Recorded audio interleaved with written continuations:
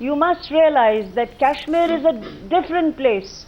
You don't need an analysis of a cold metropolitan intellect to analyze Kashmir. No, I don't believe in these. I don't believe in these definitions of cold metropolitan intellect and warm non-metropolitan intellect. Let's come to the issue. Ceasefire violations. No, Pakistan is exporting terror. Why would you do everything possible to avoid the question?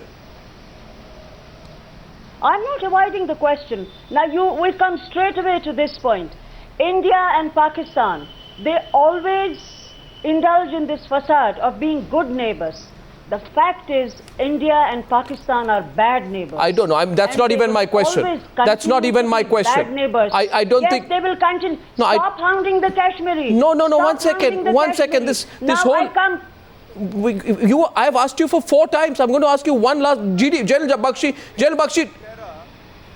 Yes, Siddhartha Singh. As Indians, we have to let me answer this question. As a good neighbor or a bad neighbor? I just like to put this thing in perspective. Arnab, let me answer this question. Excuse me. No, Arnab, let me answer this question. Madam, can I just take a minute, please? Mr. Maroof Raza. No, General Bakshi, please. No, my question is for Mr. Maroof Raza.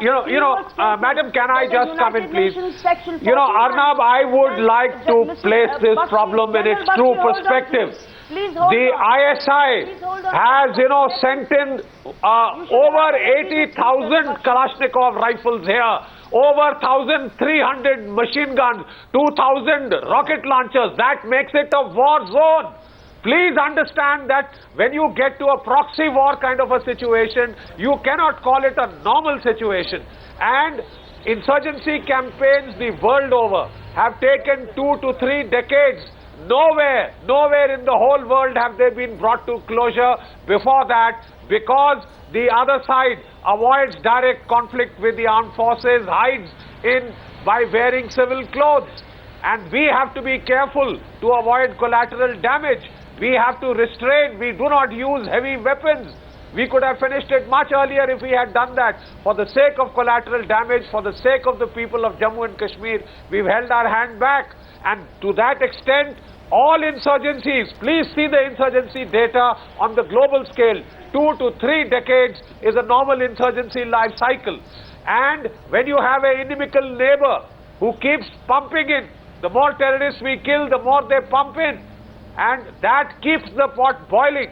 In such a situation, before the proxy war is over, a clamor like was being made a few weeks back, in the J&K Assembly for opening tantamount to opening the gate for the Huns. Understand, but I'm completely.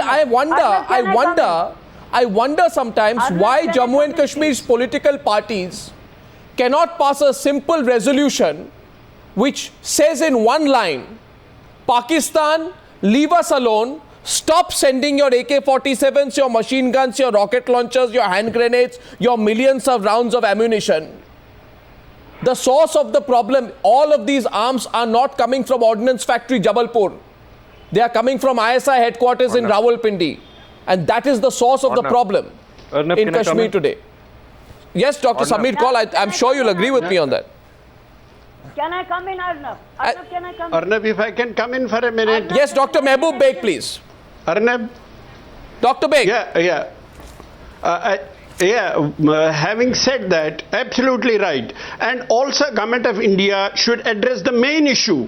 The main issue to resolve Kashmir politically, as Atal Bihari Vajpayee, we were very unfortunate. There was a path breaking. We were going ahead on that with that 4-point formula on which General Musharraf had agreed on, Vajpayee, and then Dr. Manmohan Singh ji had agreed on, and entire Jammu Kashmir leadership they were taken on board. We must do that and tell Pakistan the thing you have said. No, but that is, I want an open acknowledgement tonight. I don't know why people like Junaid Mattu would be so inimical to identifying the source of the problem. If you're referring to me time and time again and won't let me speak, I'm coming right to you. I don't. To me time and time again. Okay, so that's the question to you, Junaid.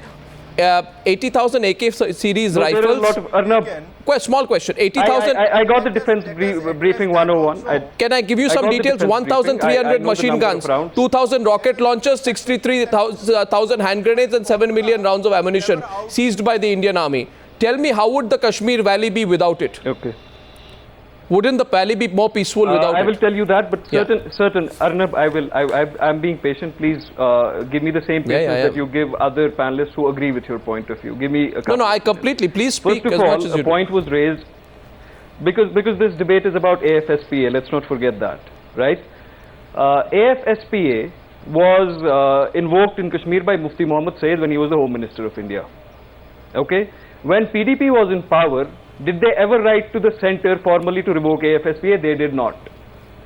Has the National Conference written formally to the central government to revoke AFSPA? I strongly reject this statement. He is giving a false statement. Sir, and I object to it. In 2007, then the Home Minister, Muhammad Sayyid wrote to the Prime Minister of the country, Dr. Samir Kohl, and he agreed. Dr. Samir Kohl, a committee was constituted. The Armed Forces Special Powers Act. Can I speak? Can I please speak? Raza Maroof Saab, can I speak? He wants to clarify something. You let him clarify. Maroof, clarify and then come back to you. The Special Powers Act can be imposed by the centre without request from the state government. Please read the act. The Constitution sanctions the act. He was the Home Minister of India, sir. Without a requisition from the government of the state. Yes, Junaid, reply. Junaid's turn. Sir, please read the act. Junaid's turn. Please read the act details and you'll know the centre can impose it without the request of the state government. Junaid. Sir, Mufti Sahab at that time was the Home Minister of India. All I'm trying to say, Dr. Samir Kohl is referring to perhaps a personal communication between a Chief Minister and a Prime Minister. The Home Minister of India in the Parliament said that no state government has formally asked for the repeal of AFSPA. A committee was constituted. They are the ones who have invoked it. A committee was constituted. Sir, committees were constituted for Operation Tiger also, and we know by the Prime Minister Jagmohan to Kashmir. Under the Defence Ministry. Unfortunately, there was a land row after that, and that is why the whole process got derailed. But at least we wrote, not like the National Conference, which is just saying, and absolutely not a single communication. The PDP Forest Minister, there was a land row because the PDP Forest Minister gave land. No, but that's the point, gentlemen. 1 minute, 1 minute. I don't care who's fighting with whom in Kashmir. 1 minute. You know, every state which is besides the point. The point. No, what, Junaid, 1 minute. See, any political party in Kashmir, you keep fighting with each other. Each state of India has political fights. But now the problem concerns the security and sovereignty of the nation. It's much bigger than that. That's you cannot weaken the Indian army at this stage. Siddharth, is this time? Can you weaken the people of Kashmir? Well, certainly not. And I say this to you, Junaid. I'm saying this to you because, you know, it needs to go home. I have said this before. We don't want AFSPA. And we do not want AFSPA. I say it again. Want AFSPA. I say it again. The people of Kashmir are as much the people of India as any state of this country. They need to be treated with respect and they need to not be treated as collateral damage. But Pakistan has no business interfering in the way that it is. Siddharth. Yeah, absolutely right. We all hold of this view, but the people in Kashmir, Jammu and Kashmir, the political parties must address this issue also and say it in no equal terms that Pakistan, we will not accept your cross-border terrorism, which is something, and Atal Bihari Vajpayee has been repeatedly said in your debate, in the debate. So Atal Bihari Vajpayee took a solemn promise from Musharraf that they will not use the Pakistan or a Pakistan-occupied Kashmir for cross-border terrorism. And this is something with the centre and the Pakistan and the Jammu and Kashmir political party and the assembly must uphold. And that is where the solution will lie. And by weakening or shifting the blame on the armed forces is no solution until unless the Jammu and Kashmir government Mr. Beg, and the police, they are capable and they can say, yes, we can fight the cross-border terrorism. The police cannot handle the situation. Even Mehboob Beg will agree. We will not sleep with the separatists the police in their cannot handle acts the situation against Jammu and Kashmir people. Arnab, there were moments, there were time periods when we could have done it. Now you are referring to this one incident which happened today. You can't pick up one incident and decide the entire thing. No, sir. There was a time when we could have done that. No, sir. And finally, we have to resolve the political issue politically. These are only the offshoots. Sure. We have to take the issue head on, as Vajpayee did.